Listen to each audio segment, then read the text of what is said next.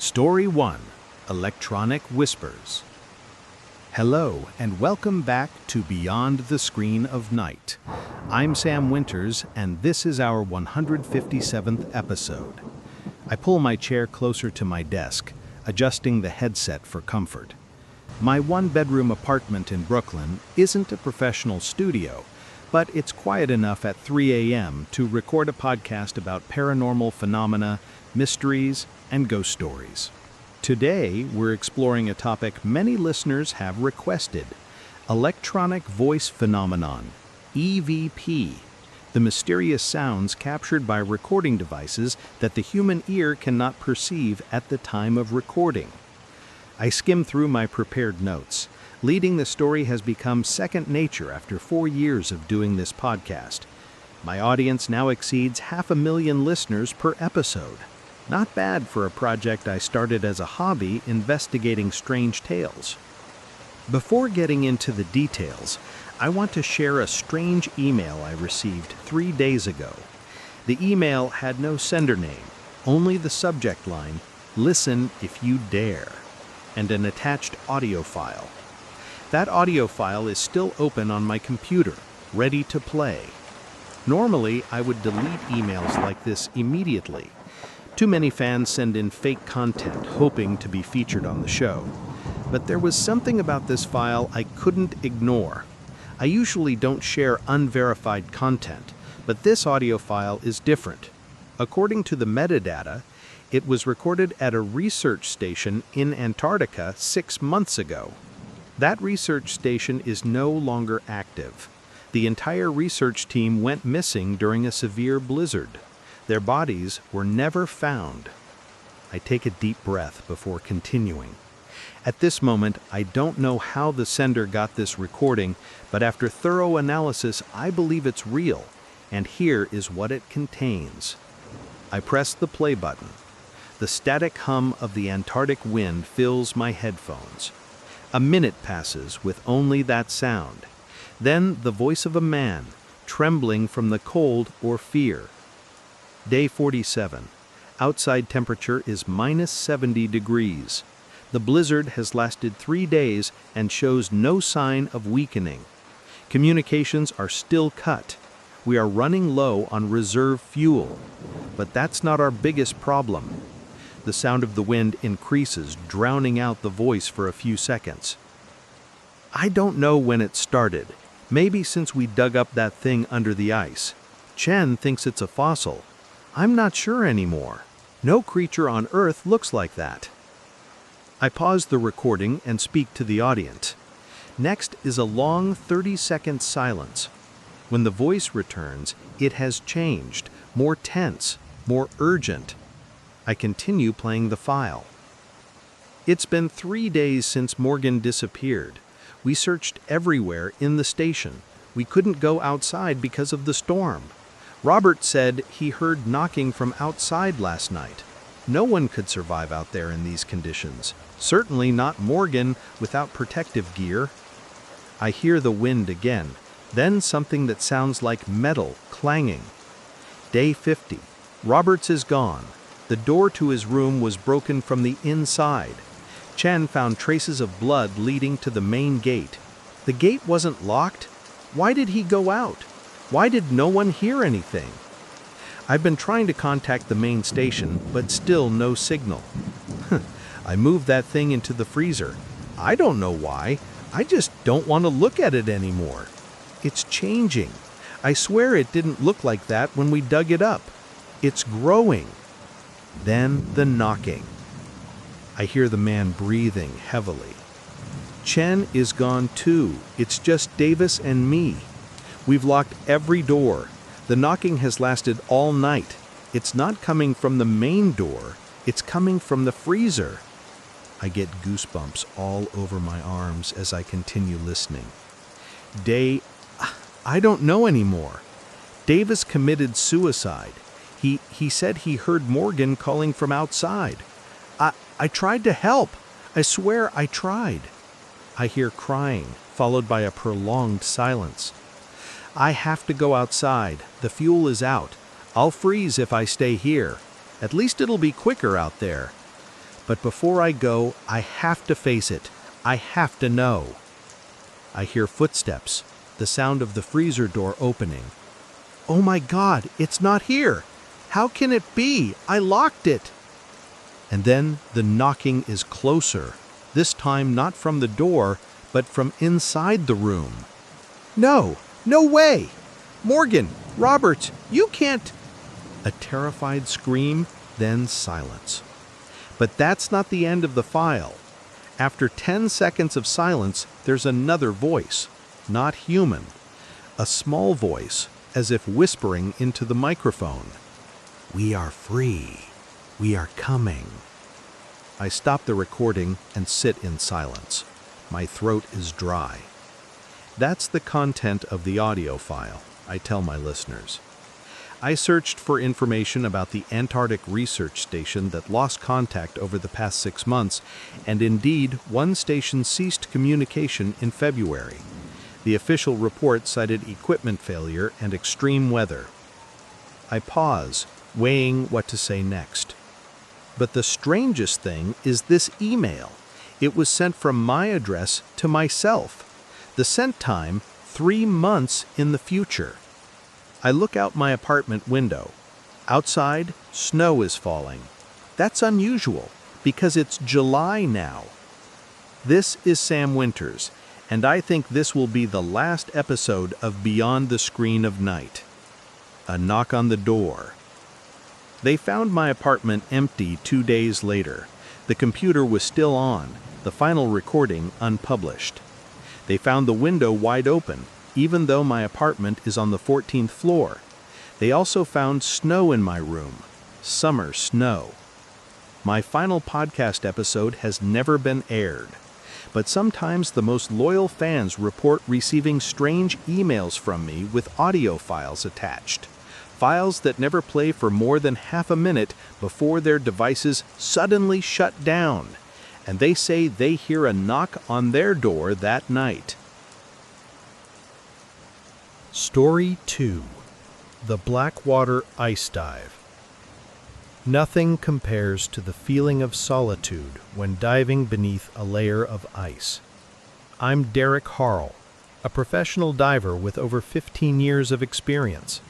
But even after exploring hundreds of underwater caves, diving into treacherous shipwrecks, and swimming alongside the deep-sea creatures of the ocean, nothing prepared me for that dive in Blackwater Ice Lake. The mission seemed simple: film footage for a documentary about the wreck of the SS Hyperion, a passenger ship that sank in the winter of 1978. 42 people died when the ship unexpectedly went down on a cold night with no signs of a storm.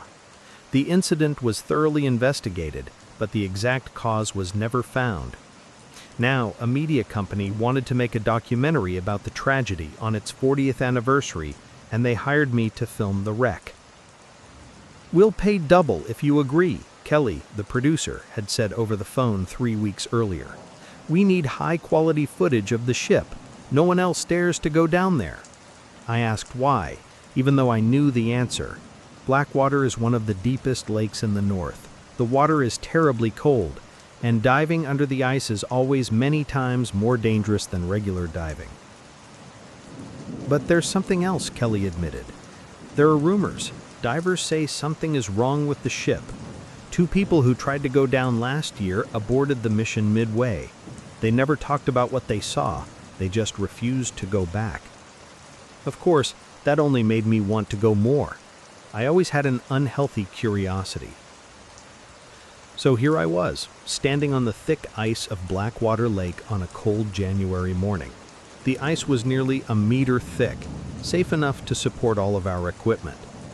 But no matter how thick it was, looking down through the dive hole my team had just cut, I felt a chill unrelated to the temperature. The water was pitch black, not dark blue or green, but black as ink, as if light was swallowed the moment it touched the surface. "Are you sure you don't want a buddy?" Mike, my assistant, asked as I put on my dry suit. "I can go with you." "No need," I replied, checking the valves and gauges. "I work better alone. Besides, someone needs to be up here to pull me out if there's a problem." Mike nodded, but I saw the anxiety in his eyes. "The ship is at about 70 meters. We can maintain communication down to about 50 meters with this equipment. Any deeper and you'll be alone." "I know," I smiled, trying to reassure him. This wasn't my first time doing this, but it was the first time I felt such fear before a dive. Not the rational fear about safety or technical issues. It was a more primal fear, as if the instinctive part of my brain was screaming that something was deeply wrong. I put on my mask, bit down on the regulator, and gave Mike the final OK sign before sliding down through the ice hole. The thermal shock was immediate, even though my dry suit was designed for these conditions. The water temperature was only about 1 degree Celsius, cold enough to numb any exposed skin. I sunk slowly, my high-powered flashlight cutting through the darkness. Beneath the ice sheet was a completely different world. Absolute silence, except for the sound of air bubbles from my regulator and my heartbeat pounding in my ears. As I descended deeper, the ice sheet above looked like a faint glowing ceiling in the pale light, but below was only endless blackness. "Comms check, Dirk, do you hear me?" Mike's voice echoed in my headset.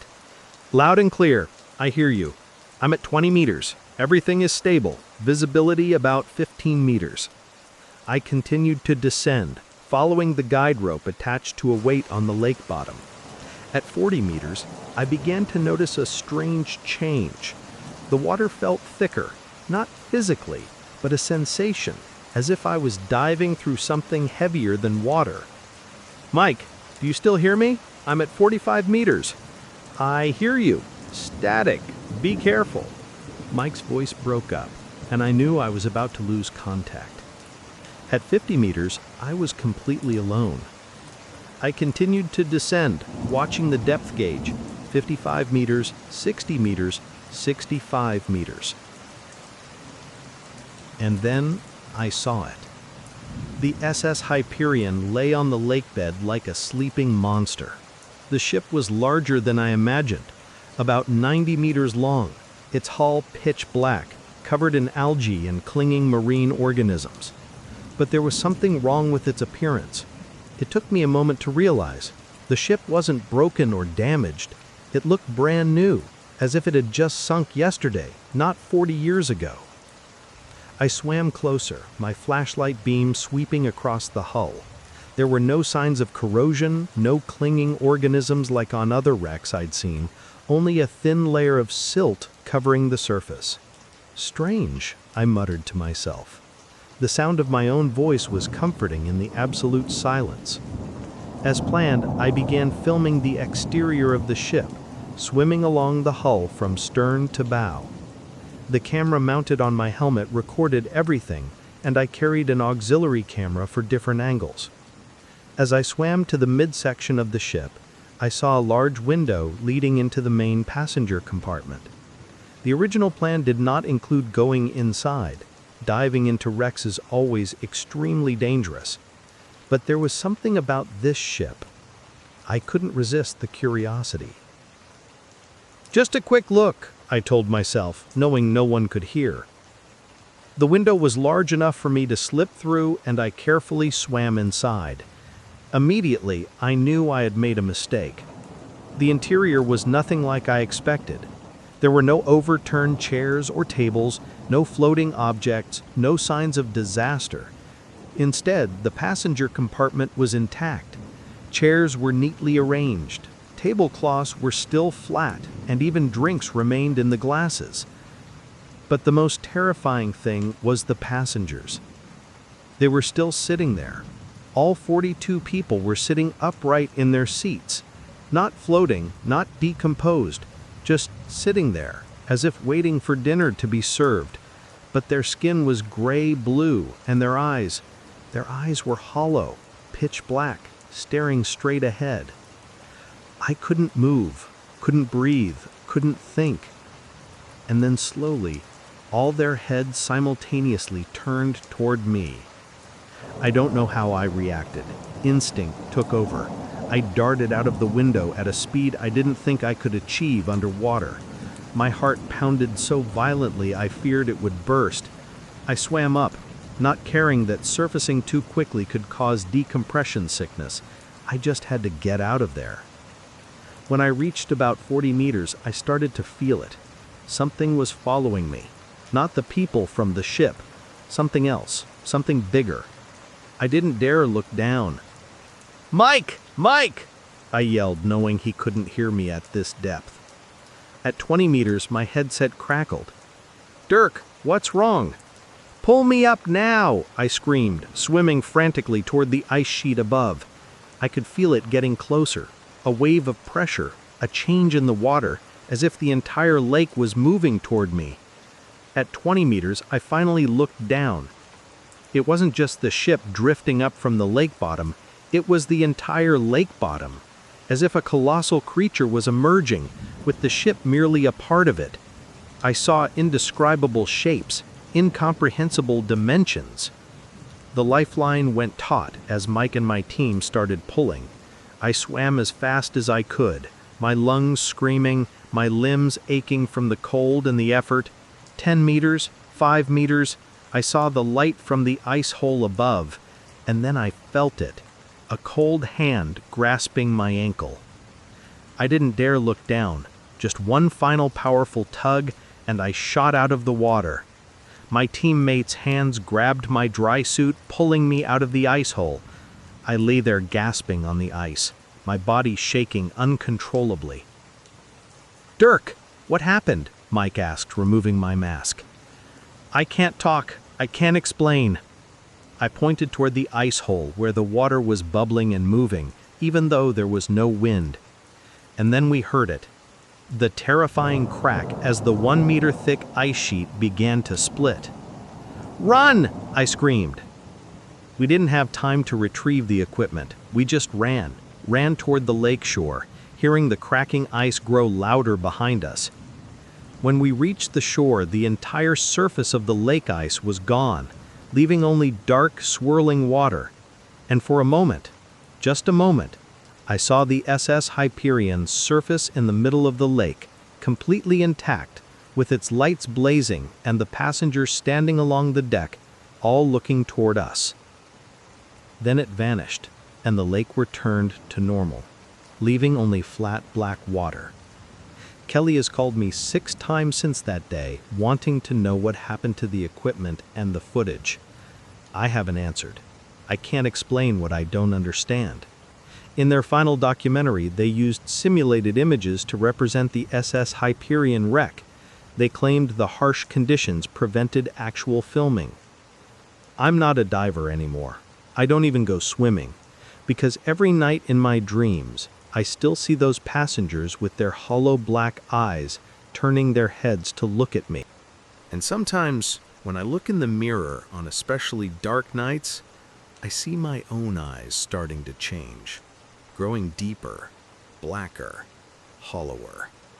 And I wonder if the SS Hyperion really sank in 1978, or if it was just part of something that was always there, waiting beneath the ice for curious fools like me to go too deep. Story 3. The Thornhill House Vlogger. Hello guys, and welcome back to Exploring with Maya. Today, I'm starting the 48-hour challenge to live in the abandoned Thornhill Mansion. It's rumored to be the most terrifying haunted house in New England. I place my phone on the tripod, checking the frame once more to ensure I'm within the camera's view. In the background is the rusty iron gate with the word Thornhill elegantly scrawled across the top. Far behind it is the gloomy 3-story gray mansion that has been abandoned for over 30 years. As you all know, Thornhill Mansion is famous for the mysterious death of the Redcliffe family in 1987. The entire family, Vincent Redcliffe, his wife Ellen, and their 3 children, were all found dead in the living room, with no signs of forced entry or violence. Forensic reports never determined the cause of death, and the house has been abandoned ever since. I smile at the camera, intentionally creating a mysterious look. Many locals believe the Redcliffe family still remains in this house, and in the next 48 hours, I will discover if that is true. I stop filming, save the video, and post it immediately to my page. With over 2 million subscribers on YouTube and 1 million on Instagram, this teaser video will surely generate excitement. That's my usual strategy. Post a short video before starting the actual challenge, then provide continuous updates throughout the experience. I'm not the first person to attempt to live in Thornhill Mansion, but I'm determined to be the first to last the full 48 hours. The current record holder is another famous YouTuber who gave up after 36 hours for unexplained reasons. Carrying a backpack containing my filming equipment, flashlight, spare batteries, and snacks, I push the iron gate open with an ominous squeak, perfect for the video. I intentionally didn't bring too much gear as part of the challenge is living minimally in the haunted house. The driveway leading up to the mansion is about 200 meters long. On both sides are ancient oak trees, bare in the winter weather. A light dusting of snow covers the ground, creating a crunching sound under my every step. I take out my phone to film myself walking up the driveway, adding commentary. Can you feel the heavy atmosphere as I get closer to Thornhill Mansion? Many people report feeling watched when walking on this path, especially as the sun begins to set, like now. I'm not entirely lying. There is a strange feeling lingering over this place. Maybe it's just suggestion from all the stories I read while researching the mansion, but I truly feel like there are eyes watching me from the dark windows ahead. When I reach the front door, I pause to film a close-up of the massive oak door with its tarnished antique brass handle. According to the permit I obtained from the current owners of the property, a real estate company awaiting a demolition permit, the door is unlocked. The moment of truth, guys, I say dramatically, turning the door handle. The door opens with a loud creak, the sound echoing through the vast marble foyer inside. The air in the mansion is cold and damp, smelling of decaying wood, dust, and another scent, sweet and foul, that I can't identify. Some of the old furniture is still in place, a tattered velvet sofa, a tipped-over coffee table, and paintings hanging crookedly on the walls. "Welcome to Thornhill Mansion," I whisper to the camera, shining my flashlight around the foyer, where time seems to have standed still since that fateful night in 1978. Over the next 2 hours, I tour the first floor of the mansion, filming everything and sharing the stories I researched about each room. I set up a command station in the living room where the Redcliffe family was found dead. It's a shocking choice, but I know it will generate impressive views. "This is where they found the bodies," I say, filming next to the torn sofa. All 5 were sitting in a circle, eyes wide open, staring into space. None of them showed signs of pain or fear. They looked as if they had simply ceased to exist. As the darkness outside deepens, I set up an EVP experiment, placing the voice recorder in the middle of the living room and turning off all the lights. "If someone is here, please talk to me. I am Maya. I came to hear your story." I wait in silence for about 5 minutes, occasionally asking questions like, "What happened to the Redcliffe family?" or "Is anyone listening to me?" When I replay the tape, there is only silence. I'm not disappointed. Usually the most interesting things happen on the second night, when fatigue begins to affect the mind. I upload one more update for my followers, promising to explore the second floor and the basement tomorrow.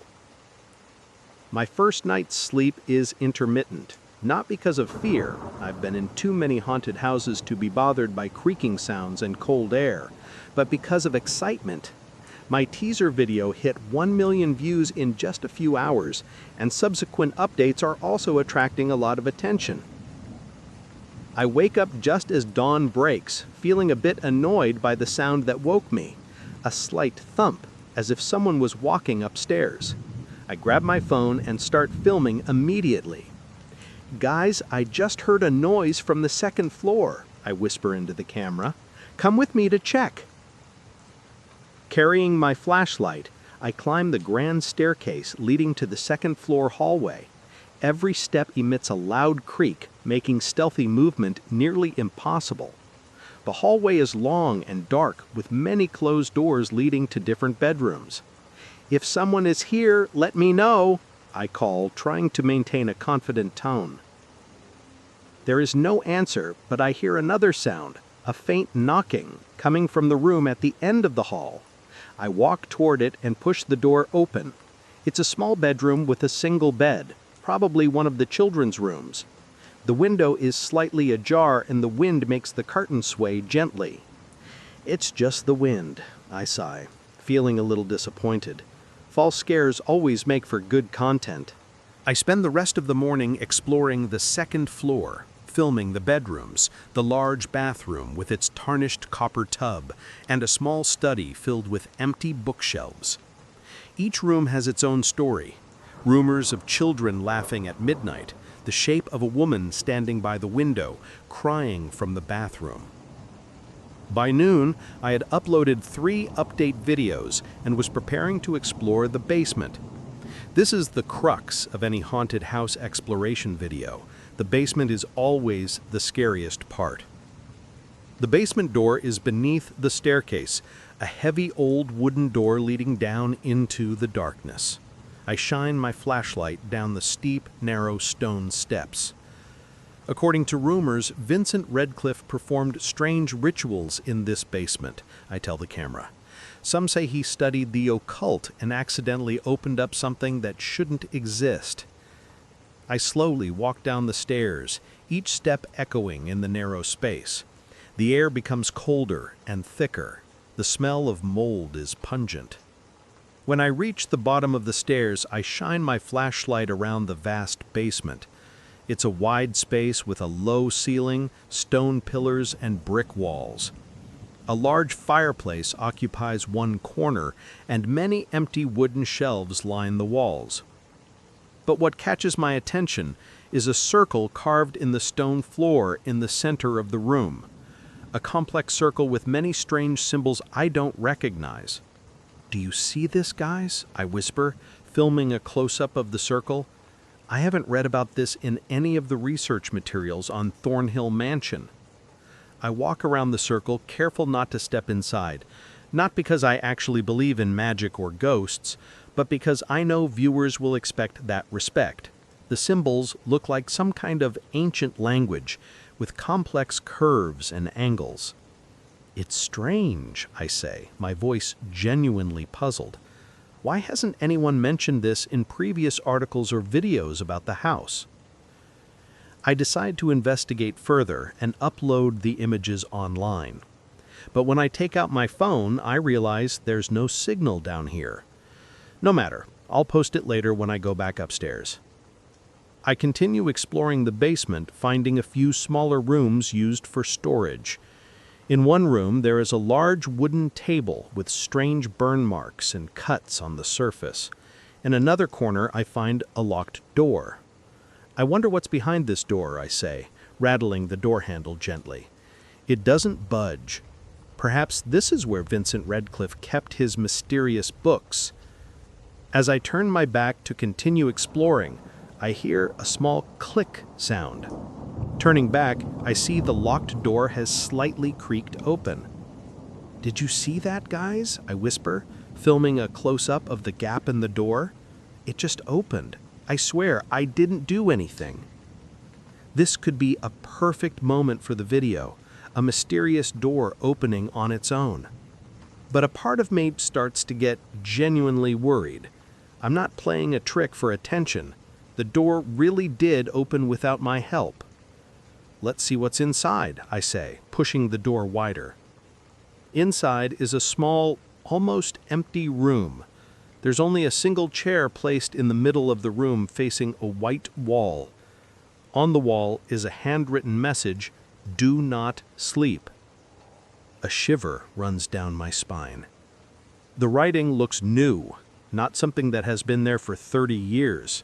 The ink is still fresh. I think someone has been here recently, I say, my voice trembling. Maybe it was the previous challenger before me, but I know that can't be right. The last YouTuber here left 6 months ago, and he filmed his entire experience. There was no footage of this room or the writing on the wall. I upload an update video when I get back upstairs, trying to maintain my excitement despite the genuine anxiety I feel. I won't give up the challenge. I'm too close to the 48-hour record, and the viewership is skyrocketing. The second night begins, and I decide to conduct another seance in the living room. This time, I use a Ouija board I brought with me. If there are any spirits here, please talk to me, I say, placing my finger on the planchette. Nothing happens for a few minutes, and I begin to think this will be another quiet night. But suddenly, the air turns colder, and all the windows in the living room simultaneously fly open. Wind rushes into the room like a small whirlwind. "Oh my God!" I scream, genuinely surprised. This is not a prank or a special effect. The windows really did fly open. And then the planchette on the Ouija board starts to move. Do not sleep. "Who is talking to me?" I ask, my voice shaky. "Why shouldn't I sleep?" The planchette moves faster, almost yanking my finger with it. "They will come." "Who will come? The Redcliffs?" The planchette stops, then moves to the word no. Not the Redcliffs. Theirs. I feel genuine fear for the first time since coming to the mansion. Something is happening, something I can't explain. "Who are they?" I ask. The planchette spins on the board, then spells out, "The ones who live in the walls." "The ones who live in the walls," I repeat, shuddering. I don't understand. Suddenly, the planchette flies off the board as if thrown. It hits the opposite wall with a loud thud and falls to the floor. I quickly turn on the lights, my heart pounding. This is no longer a game. I quickly upload the latest video, my hands shaking so much I can barely type the caption. "You won't believe what just happened. I think Thornhill Mansion is truly haunted." As the clock strikes midnight, I begin to hear knocking. Not from the windows or the doors, but from inside the walls. Gently at first, just small taps, as if someone is using their fingertips. Then louder, harder, as if someone is punching the walls from within. I film everything, panning the camera around the room to capture the sound coming from every direction. The knocking escalates into a violent battering, and now I can see dust falling from the ceiling as the walls seem to shake. "I think I should get out of here," I say to the camera, no longer needing to fake the fear. Something is seriously wrong. But when I go to the front door, it won't open. The door handle spins, but the door is as if it's been welded shut to the frame. I try all the windows, all refuse to open, though just minutes before they were wide open. The pounding intensifies into a violent battering, and now the walls begin to crack. Thin fissures appear in the plaster, running up to the ceiling and down to the floor. I can see something moving behind the cracks. Not mice or insects, but fingers, bony, pale fingers with long, dirty nails trying to widen the cracks from the inside. "Oh my God," I gasp, backing into the middle of the living room, spinning around to look at the crumbling walls. "They're getting out!" I'm still filming. It's crazy, but a part of me is still thinking about the views, about how no one will believe me without evidence. The first crack widens enough, and I see a face pressed against it. A horrible, gaunt face with sunken eyes and pale skin, as if it had never seen sunlight. The mouth opens in a horrible shriek, and the bony fingers continue to widen the crack. And then I realize they're not trying to get out. They're trying to pull me in. "Help me!" I scream, no longer caring about the video or the challenge. Suddenly, all sounds stop. The cracks cease widening. the fingers disappear. The room is plunged into absolute silence. On the wall, right in front of me, the cracks begin to form the words, "Do not sleep." And I realize that's what happened to the Redcliffe family, to the previous YouTuber, to everyone who stayed here too long. They fell asleep. My final video from Thornhill Mansion received 22 million views before being taken down for disturbing content. Most people assumed it was an elaborate hoax, a performance to boost follower counts. But I know the truth, and even though 3 months have passed since I escaped, I still can't sleep, because every time I close my eyes, I hear the tapping inside the walls. And sometimes, in the corner of my room, I see a small crack beginning to form. From that night in Thornhill Mansion, I learned one thing. Sometimes the walls aren't there to keep us out, but to keep them in. Story 4. The Atacama Observer. The night sky of the Atacama Desert never ceases to amaze me. It's why I became an astronomical photographer. No place on Earth compares to the night sky here. It's perfectly clear, free from light pollution, and so dry that the stars seem close enough to touch. I traveled to this remote corner of Chile with a single goal: to capture the perfect image of the Milky Way. 7 years in astrophotography have taken me to the furthest places on the planet, from Iceland to Tanzania. But Atacama has always been my special passion. The altitude, dryness, and stable atmosphere create ideal conditions for observing the universe. That evening, I drove my Jeep deep into the desert, nearly 100 kilometers away from the town of San Pedro, so far that I couldn't see any human light, even on the horizon. I wanted complete isolation, just me, my camera, and the cosmos. "Perfect spot," I murmured, pulling over onto a small plateau. From here, the view opened up 360 degrees, unobstructed. No mountains, no hills, just flat desert stretching into infinity under a blanket of stars. I set up the tripod, mounting my Sony A7R4 with a 14mm f1.8 lens, my favorite kit for astrophotography.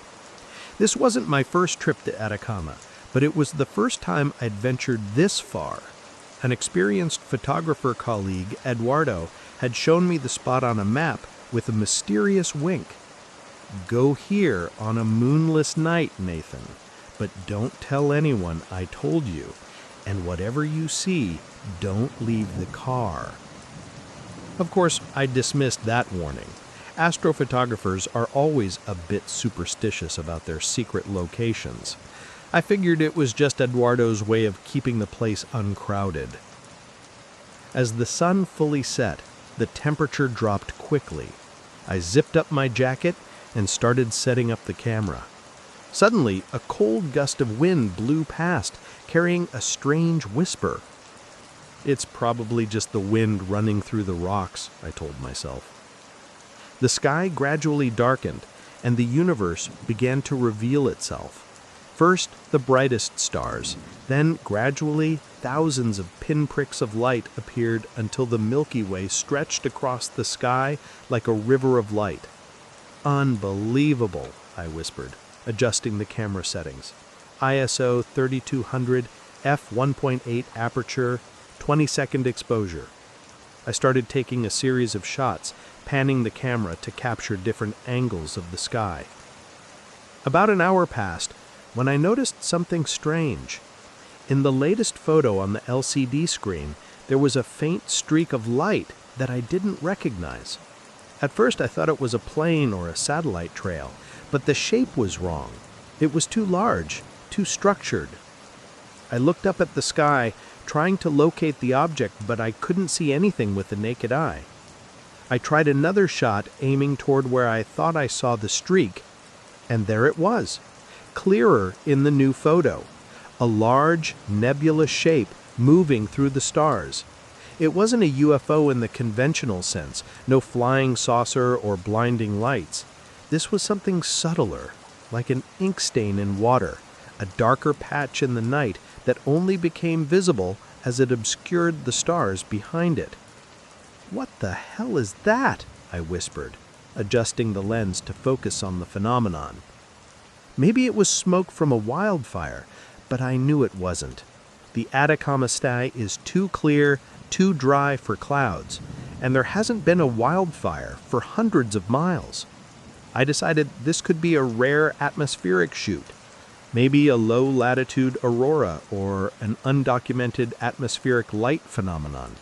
Whatever it was, I knew I could get groundbreaking photos. I started shooting continuously, experimenting with different settings to capture the event as clearly as possible. As the night deepened, the phenomenon became more pronounced, not in reality, but in my photos. It expanded, covering a larger portion of the sky, and now I could see that it wasn't a simple mass. It had structure, patterns, symmetrical shapes that I couldn't explain.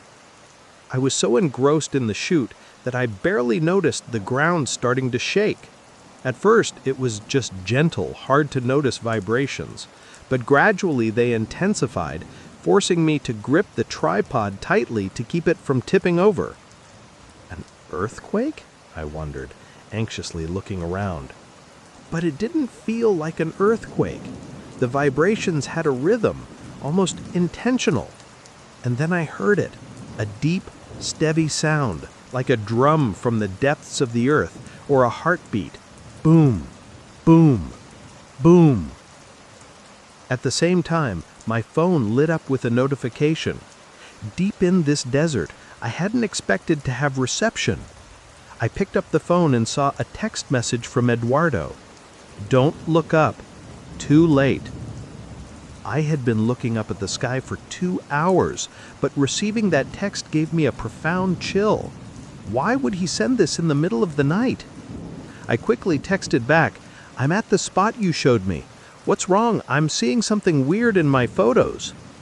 There was no immediate response, but the sound from the ground grew louder, the vibrations strong enough that I had to sit down to avoid falling over. Boom, boom, boom. When I checked the camera, I realized I had left it on continuous shooting. I scrolled through the latest photos and saw something that sent a chill down my spine. The phenomenon in the sky had changed. It no longer was an amorphous mass. It had a distinct shape. An eye.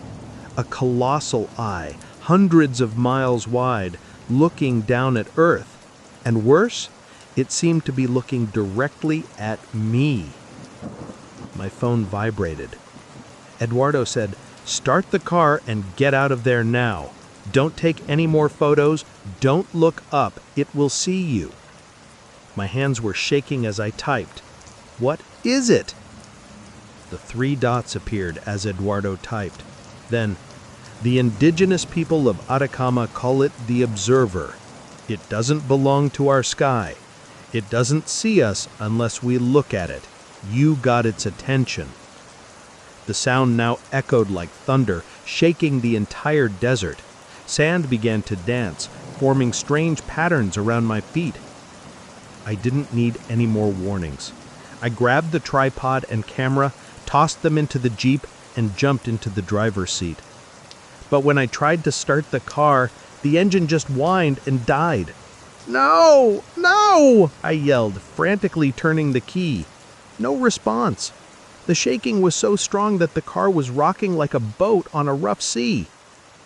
I reached for my phone to call Eduardo, but the screen showed no signal. Suddenly, a beam of light from above shone straight onto my car. It wasn't moonlight, but a concentrated beam like a spotlight, yet cold and blue. It shone straight through the roof of the car as if the metal didn't exist. And then I felt it. A presence, looking at me. Not just seeing me, but looking into me, through me, as if examining every cell in my body. I couldn't move, couldn't breathe, couldn't think. My mind was flooded with images and ideas that weren't mine, languages and concepts the human brain couldn't comprehend. I don't know how long I was in that state. Maybe a few seconds, maybe many hours. But when it ended, when the light vanished and the shaking stopped, I found myself sitting in the car, tears streaming down my face. The sky above was just a normal field of stars, no eye, no strange phenomena. But I knew it had been there, and it had seen me. I turned the key, and the car started immediately. Without hesitation, I sped back toward the town, not daring to look up at the sky again. It's been 3 months since that night. I never developed the photos I took. In fact, I destroyed the memory card as soon as I got back to the hotel. Eduardo hasn't answered my texts or calls, and when I went back to his studio in San Pedro, it was abandoned. I gave up astrophotography. Instead, I focus on landscape photography, always during the day, always under the bright sun. But even so, I haven't escaped the feeling of being watched. Sometimes when I review my photos on the computer, I see a faint dark streak in the corner of the frame. A dark streak I'm sure wasn't there when I took the shot. And sometimes, lying in bed at night, I feel the ground tremble slightly with a steady rhythm like a drum or a heartbeat. Boom, boom, boom. I know it followed me home, the observer, and I know it's still watching.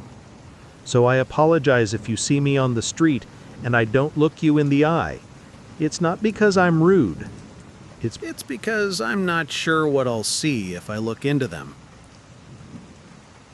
Story 5. The Imperial Palace Hotel. The Imperial Palace Hotel was not a bad place to work.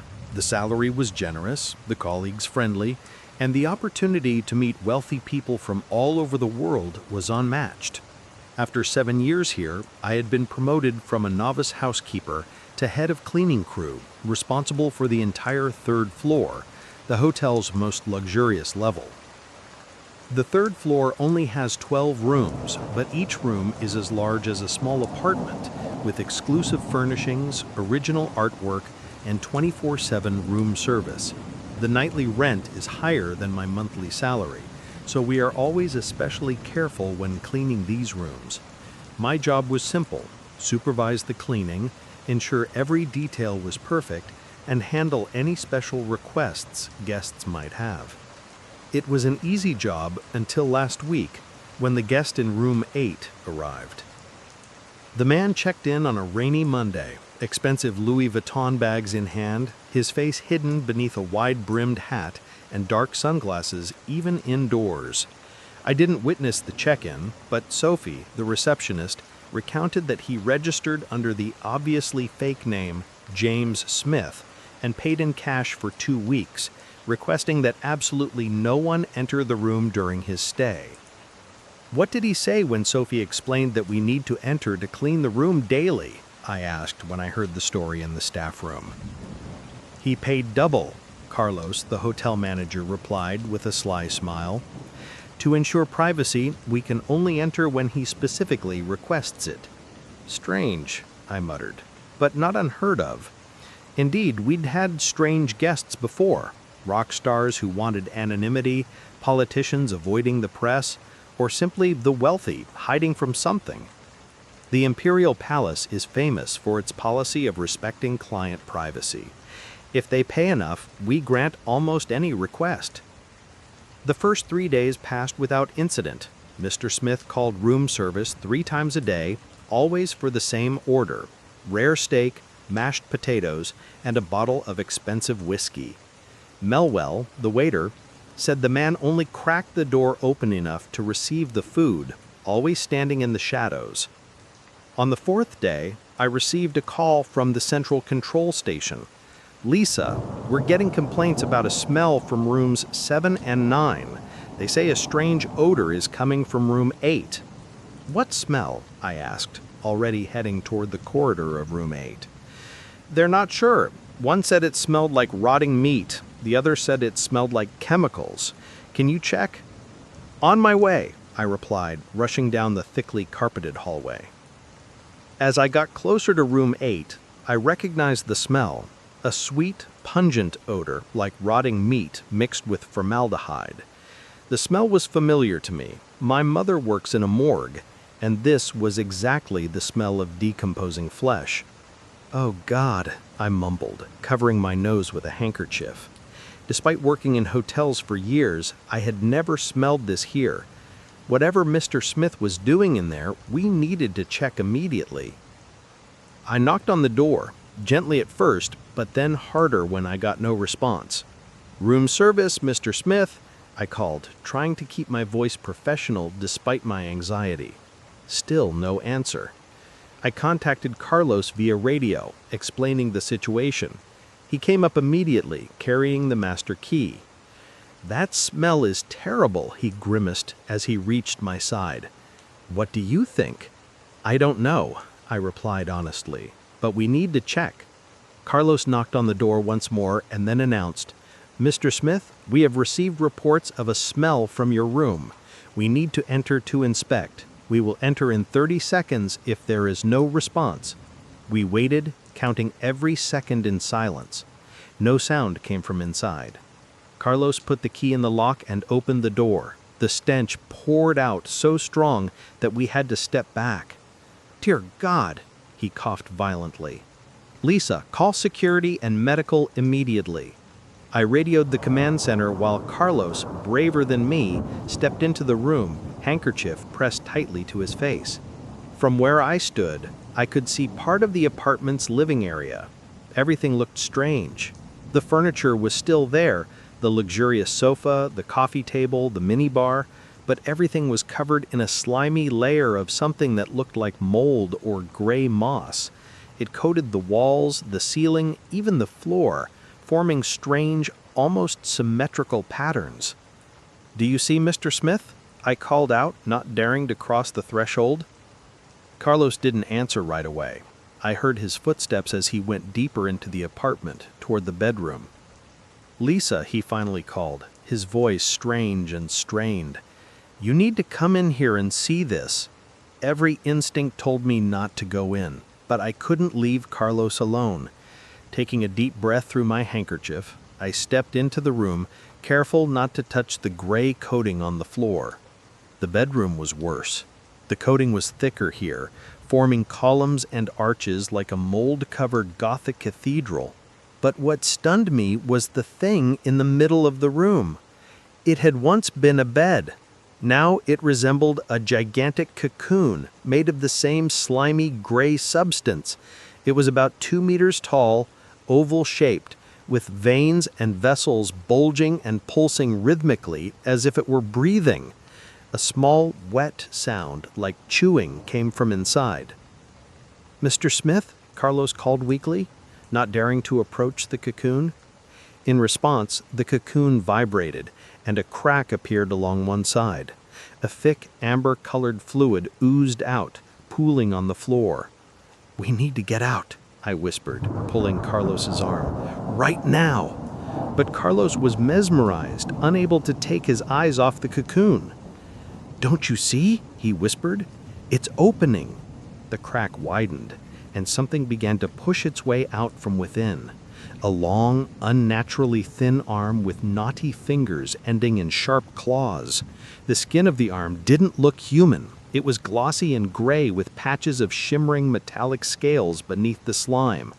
"Carlos!" I screamed, pulling him hard. This time he didn't resist, and we ran out of the bedroom. As we sprinted into the hallway, I heard a terrifying sound. A wet, tearing sound as the cocoon ripped open completely. It was followed by a high-pitched, ear-splitting shriek, unlike any creature I had ever heard. The security team was running toward us as we slammed the door of room 8 shut. I couldn't speak. just pointed at the door, gasping for breath. "Lock it," Carlos ordered, his voice trembling. "Lock it and call the police, the fire department, anybody." The security guard looked at us as if we were insane, but he complied, locking the deadbolt and radioing for backup. We evacuated the entire third floor within 5 minutes. Guests complained, of course, but Carlos promised them full refunds and transfers to equivalent hotels. The police arrived in 20 minutes, followed by a team from the CDC that none of us had called. They wore full protective suits, carried specialized equipment, and had guns, as if they knew exactly what was waiting. "How did you get here so fast?" I asked a CDC officer as they prepared to enter the room. "We've been tracking this subject for a while," he replied curtly. "Thank you for the quick report. Now, please leave the area and remain silent about this matter." For the next 2 days, the entire third floor was sealed off. Staff were forbidden to go near, and the hotel issued a statement about technical issues being repaired. We saw people going in and out of room 8 in hazmat suits, carrying sealed containers in bags. On the third day, the lockdown was lifted. The third floor was declared safe, and we were allowed back to work. When I stepped into room 8 for the first time after the incident, I couldn't believe my eyes. The room was perfectly normal. No gray coating, no cocoon, no sign that anything unusual had ever happened. Everything was clean and fresh, as if the room had just been completely renovated. Even the smell was gone. Instead, there was a faint scent of detergent and fresh air. "Unbelievable," Carlos whispered as we inspected the room. "They replaced everything in just 2 days?" "What did they do with it?" I asked, not daring to be more specific. Carlos shook his head. "I don't know, and maybe we shouldn't know. We were required to sign a non-disclosure agreement, pledging not to discuss what we saw with anyone." The hotel received a generous compensation from an unidentified R government agency, and everyone was ordered to forget the whole incident. But I couldn't forget that cocoon, the gray arm, and the shriek when it burst free. And especially, I couldn't forget the feeling that whoever or whatever Mr. Smith was, that wasn't the last time I would encounter that thing. A week later, we received a new guest in room 12, a well-dressed man wearing sunglasses even indoors, requesting that absolutely no one enter the room during his stay. As I handed him the key, I noticed a droplet of viscous, amber-colored fluid drip from his sleeve. "Thank you, Lisa," he said, using my correct name, even though I wasn't wearing a name tag. "I look forward to a transformative stay." I stood there frozen as he stepped into the elevator and the doors closed. How did he know my name and that voice, the strange, almost inhuman monotone? I quit my job the next day. Carlos understood. He was looking for another job too. There are things that shouldn't be known and events that shouldn't be witnessed. And whatever Mr. Smith was, I know one thing for sure. It's still here, and it knows we saw it. Every night, I still hear that shriek in my dreams, and every morning I wake up to that sweet, pungent smell, the smell of change, of shedding. I wonder when it will be my turn.